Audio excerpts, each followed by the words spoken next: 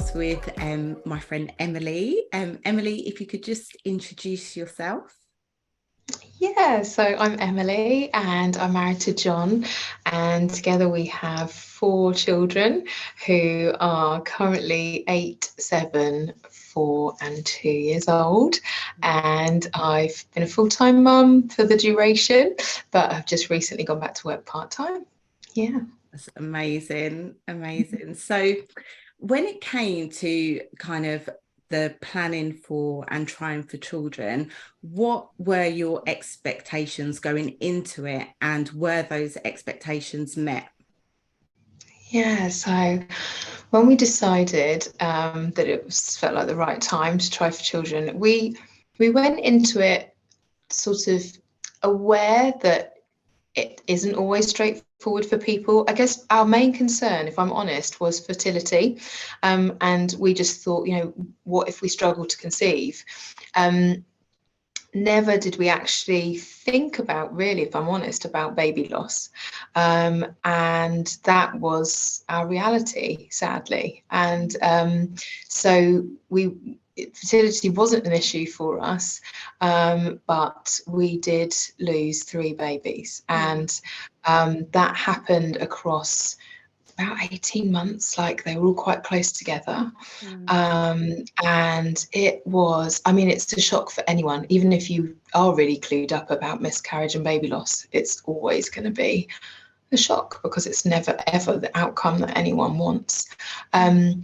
I think, we went into it sort of, with the excitement that anyone has of like deciding that you're ready to try for a baby. And of course that's exciting.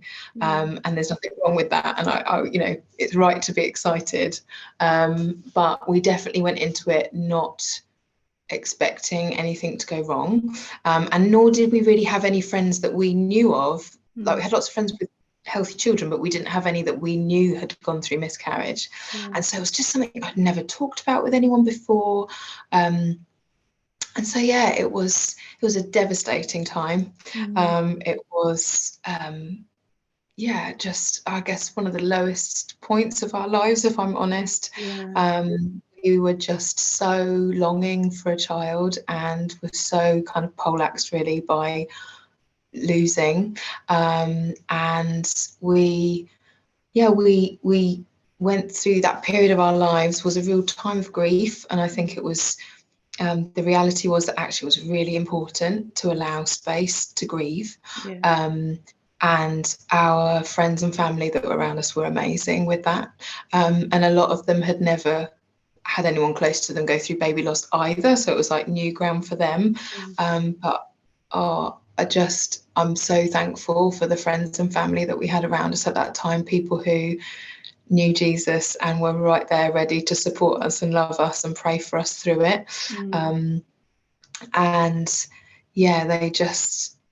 They gave us that space to grieve. And we also were really well supported by a charity called Saying Goodbye, who are a national charity who put on services of remembrance for anyone that wants to acknowledge and recognise a baby that they've lost, whether that's in early pregnancy, late, whenever.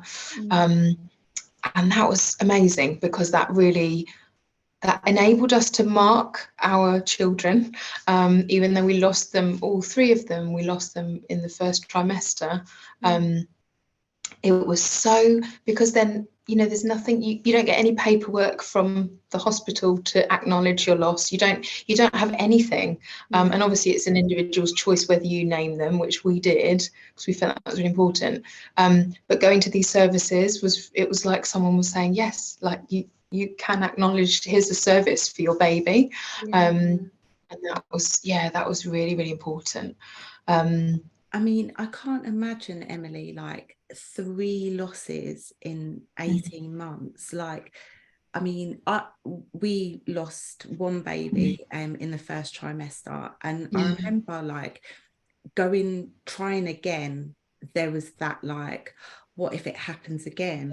But for you, like you went through that. I just can't imagine. Like, so each time, how did you feel going into it each time? Can you describe? Yeah, definitely. There was definitely fear there. You know, we were giving it to God all the time and asking Him to just give us peace. But it was a daily battle, really, the struggle with fear of just, is it going to happen again? And I think for our second baby, I know it's hard with all of them, but the second baby that we lost, we had early scans because we were just really worried. And those early scans showed that everything was great and going really well. And we'd even had an 11.5 week scan and everything was brilliant and the measurements were great. And so we're like, oh, this is it, like it's happening.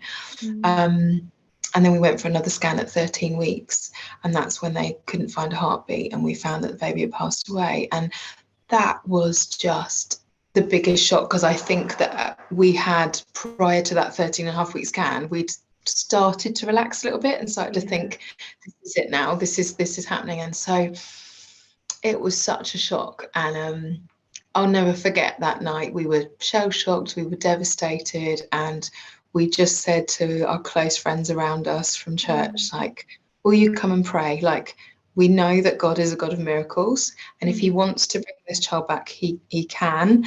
But we'll pray for this tonight, and if it doesn't happen, we'll go for another scan tomorrow. And if it hasn't happened, we'll accept that, you know, our baby is staying with Jesus. And that night was honestly one of the most incredible nights of prayer I've ever experienced, where we just felt so close to God, like His presence was so tangible. And it was just this, like, we were so faith-filled, but also so at peace that God is sovereign and He will do what He will do. And we found out the next day that our baby wasn't alive, and you know, nothing had changed. And you know, we still then very much went through a grieving process, but we were at peace with what God's will, basically. That doesn't take the pain away, and it doesn't take the grief away, for sure. But we did have, I guess, comfort and peace in that God, it's a mystery, but God knows what's best in these situations, and He's already decided. And we can have peace in the mystery, as hard as the pain might be. So each and every time it was, definitely there was fear there. But now you have 4 healthy children, so the Praise 4th God, time was yes. successful. So do you want to talk us through what happened there? So the 4th time, son, who's 8 years old now.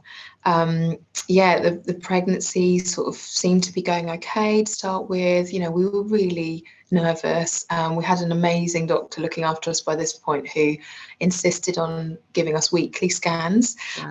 Just to reassure us. Like, literally, she said, I'm not actually concerned there's anything wrong here, but she said, if this will bring you reassurance, I will do it. She was amazing. And that was still on the NHS, but she was just like, I want to do this for you. Like, incredible lady, incredible doctor.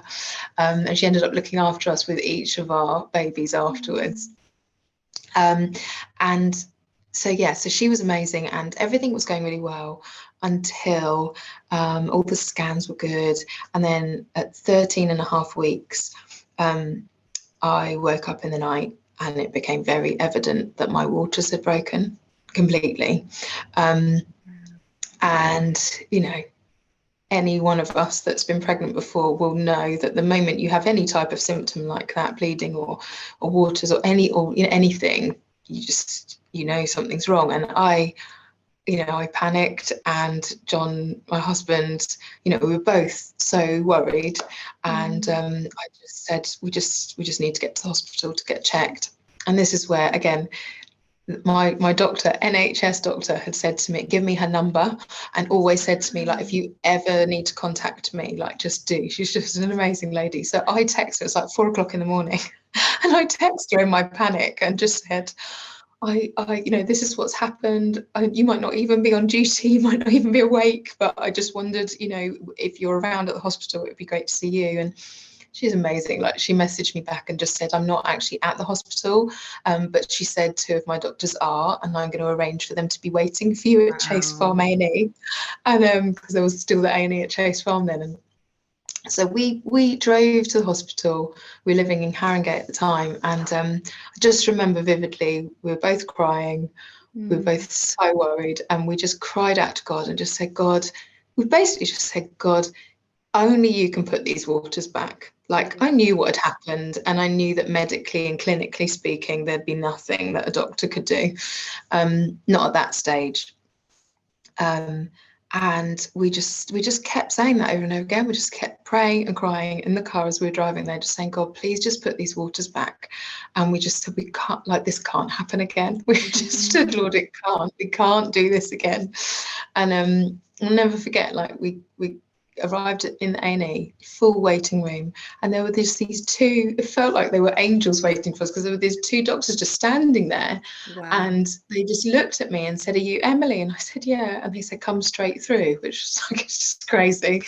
And so we went straight through, and they had a scanning machine ready, which they don't often or ever have in A&E either, so that was mad.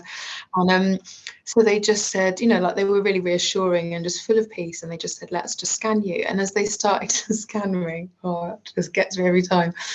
As they started to scan me, we could just see our baby just doing cartwheels and like spinning around and like happy as anything.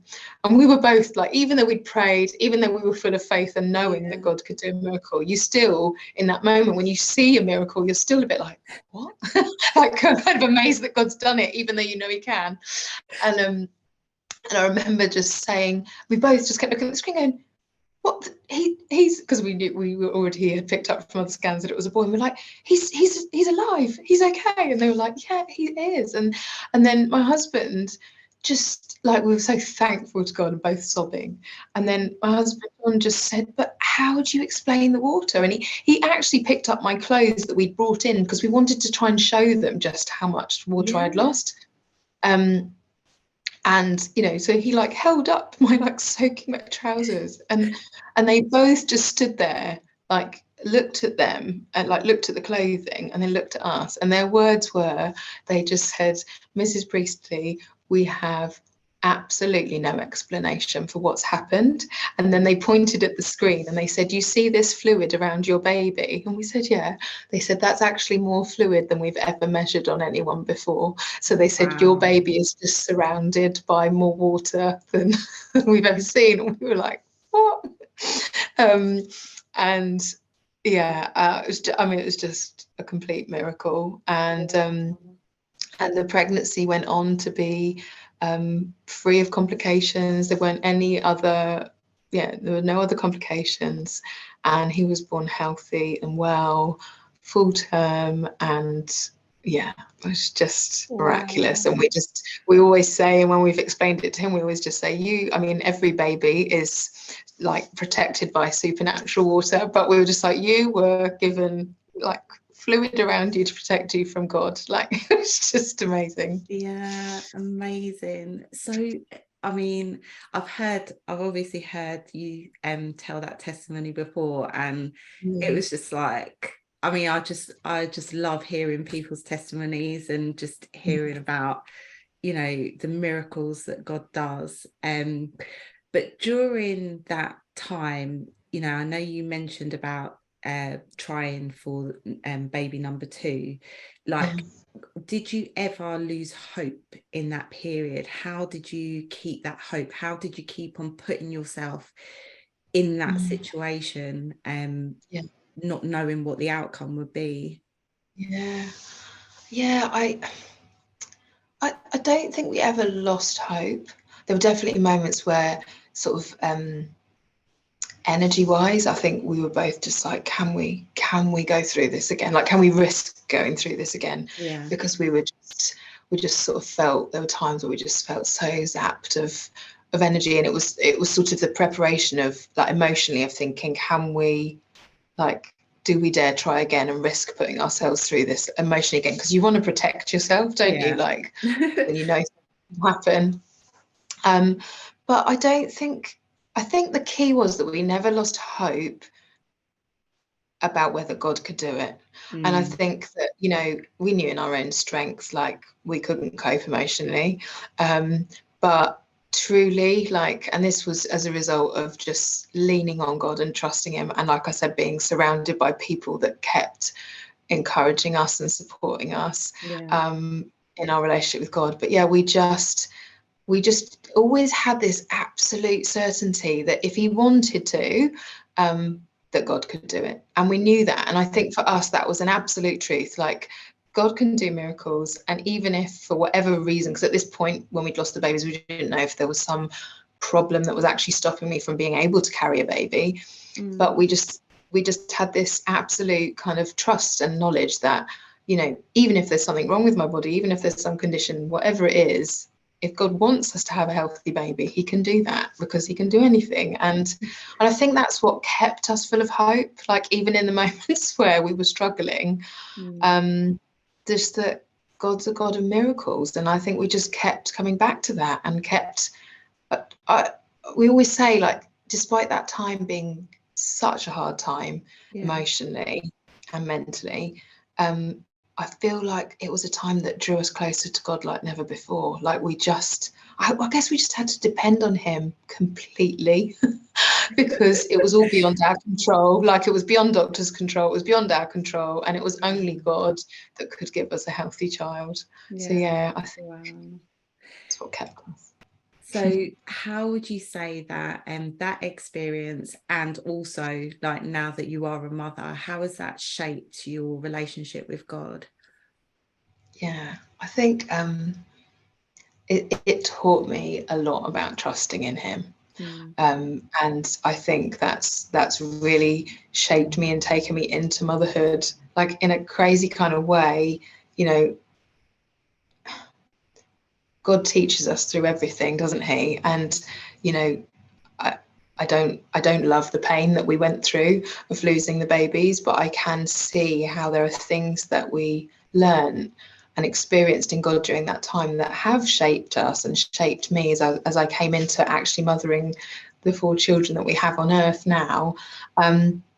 And I think something that it really taught me, Sharon, that I know I knew to be the case before, but I knew it even more after what we went through, and now as a mother, that I'm not in control.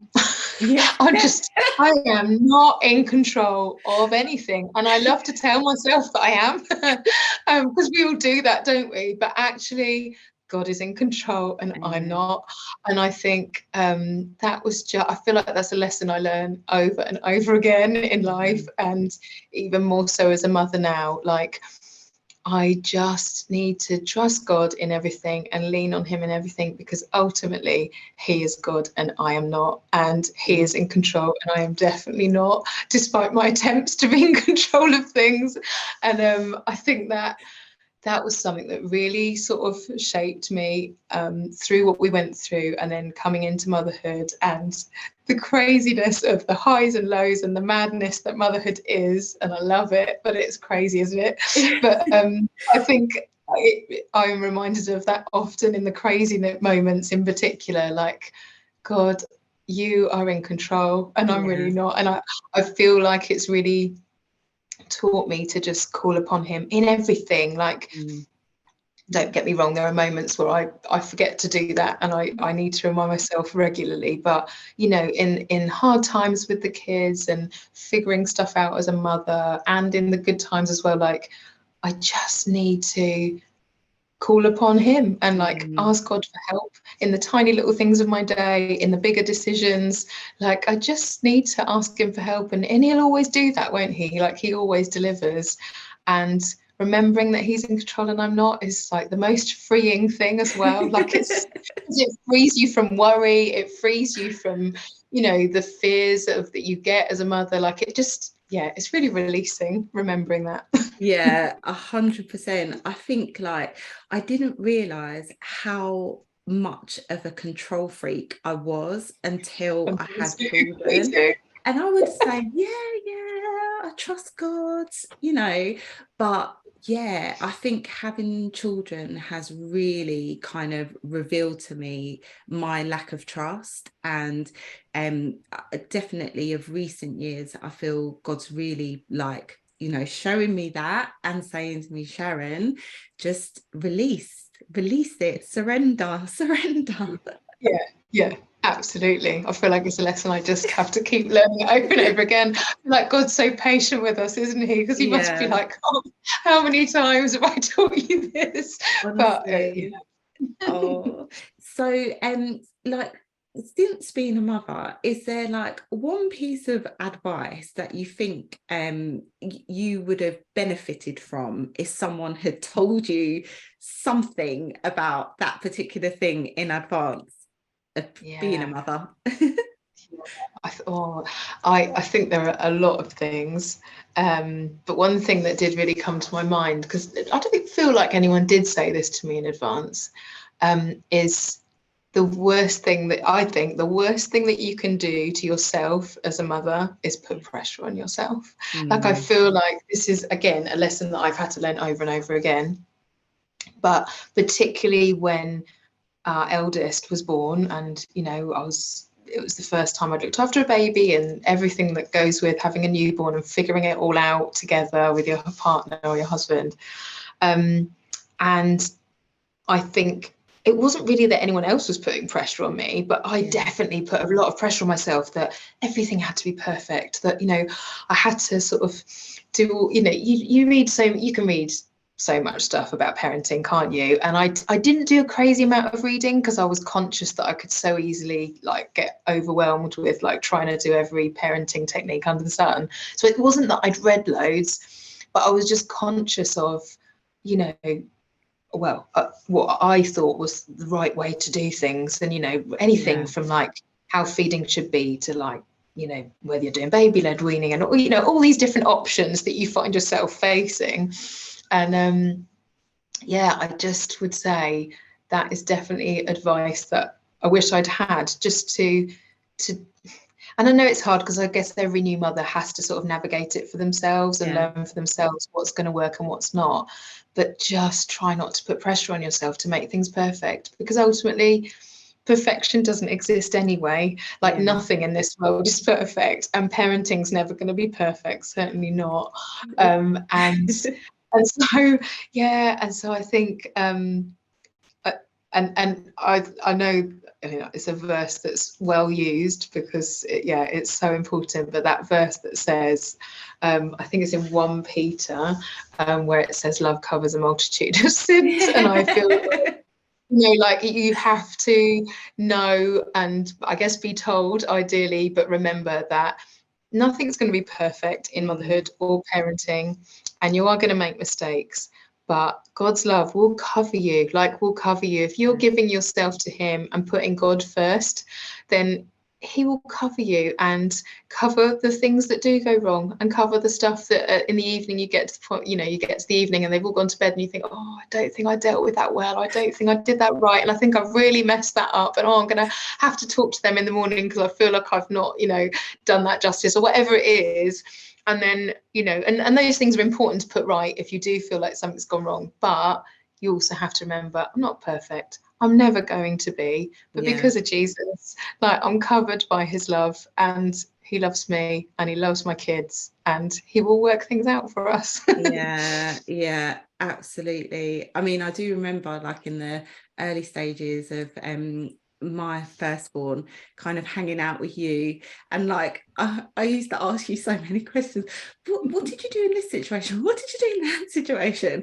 And you really helped me, because you seem like a really like relaxed mother then. Oh, So I'm glad to hear that. even if you perhaps didn't feel like it, honestly, because I was like just stressed all the time. So like you were like a really calming influence. Like, so you do come Thank across. you. I'm glad that some parts of life seemed calm. I just always feel like, particularly, I don't know, like even more so now when I come with like 4 kids behind me, I just feel like we just create a whirlwind of madness wherever we go. And just like, people must just think our lives are just crazy, which they are really, to be honest. But Oh, so like if you were to give one kind of golden nugget to anyone who's either planning for, trying for kids, or in the early stages of motherhood, like what is that kind of one solid piece of advice that you would give to someone? Yeah. I guess this applies to what I was thinking of, sort of applies more to when they get a little bit older and can talk to you. But I guess it does apply still when they're babies. But both me and my husband John are real believers in asking your children for their take on things, like spiritually, but not necessarily, phrasing it in a spiritual way, because you don't need to always.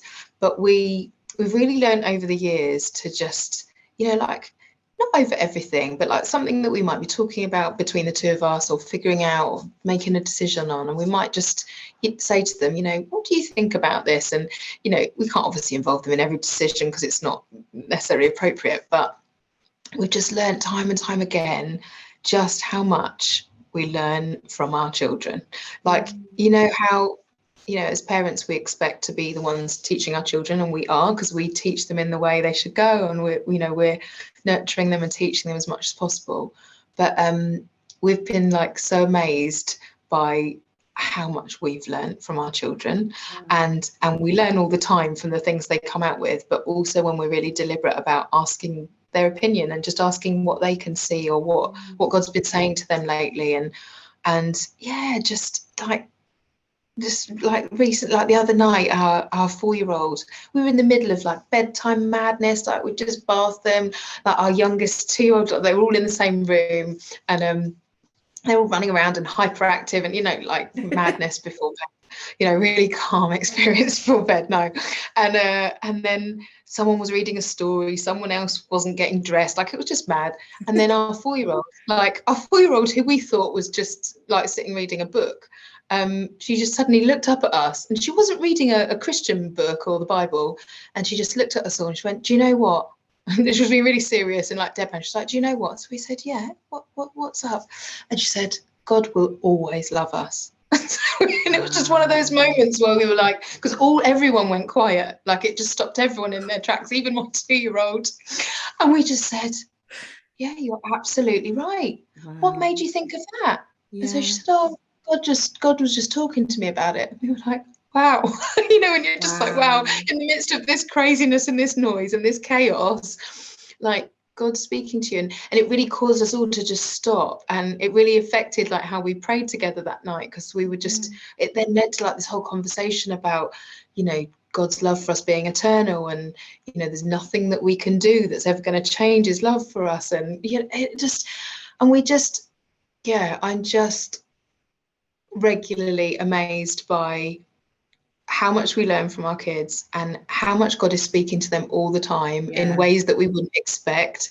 And sometimes they'll just come out with it, but also I think it's really important to ask them, like, what's going on? Like, have you had any dreams recently? Or, has God been saying anything to you? And sometimes they're just really, I mean, kids are black and white, aren't they? They're just like, no, he hasn't spoken to me. And then you're like, okay, conversation over. But other times it's like this really deep and meaningful, like, wow, like this is amazing revelation. And it really is like, you never quite know what they're going to say next. It's not always a highly spiritual moment at all.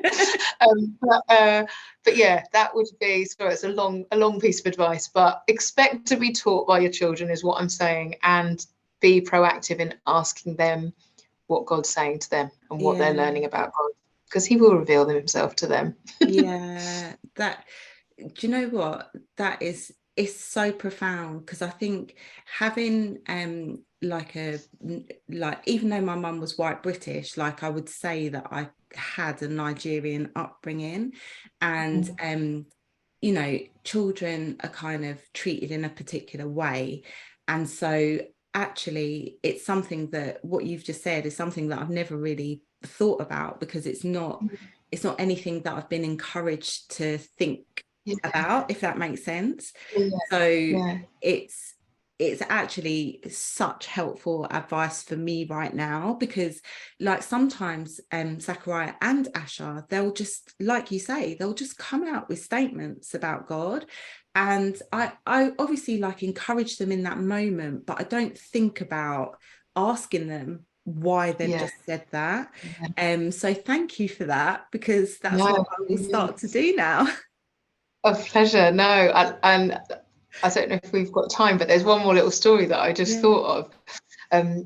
there was one night when my eldest he was only about 3 at the time, and we always like do a story, not necessarily a Bible story, but do some kind of story before bed and pray. And this night we just said, is there anything you want to pray for? Because we try to be really in the habit of that. Like, and sometimes they'll say really random things, like, you know, like my 2-year-old at the moment, if you ask him what we should pray for, he always says lollipop. So, you know, he's after the lollipop. Like I said, it's not always super spiritual, but this, when my eldest was 3, we'd just been reading a story, and when we said, what do you want to pray for? He said, hot air balloon. We were like, what? And because there'd been no conversations about hot air balloons, we hadn't seen one, there was nothing in the story about one, and I nearly passed it off, and I was just like, oh, okay, like, well, let's just pray, you know. And my husband was there, and he was like, no, there's something significant about this. He's really definite about it. And he did keep saying it, no, pray for the hot air balloons. We're like, okay. So my husband just prayed a really simple prayer, like, we pray for the hot air balloon, pray for the people that are in it. And I don't quite remember exactly what he prayed, but it was a very simple prayer. And then my son was quite content after that, because he was really like, he was insistent that we had to pray. And the next morning, Sharon, we woke up and looked at the news, and there'd been a massive hot air balloon crash in America, where I think it was like 10, I can't remember how many were involved, but everyone had been killed. And we were just like, God, like, Lord, what was that? Like, what was going on there? And we just really felt God speaking to us about how he'd given our son that word of knowledge for us to pray for people that were calling on God for salvation in the last moments of their life. And you know, and you're just like,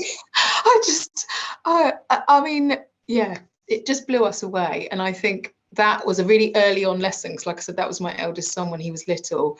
That was a really good lesson for us, to pay attention to the things that they come out with that can seem really random.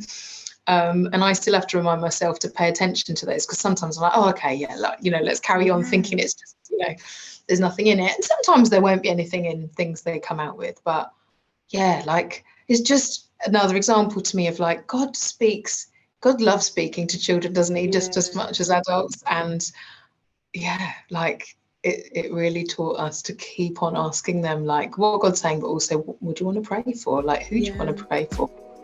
Yeah. Wow. Oh, Emily, that was incredible. Thank you so much for sharing that with us. No, pleasure.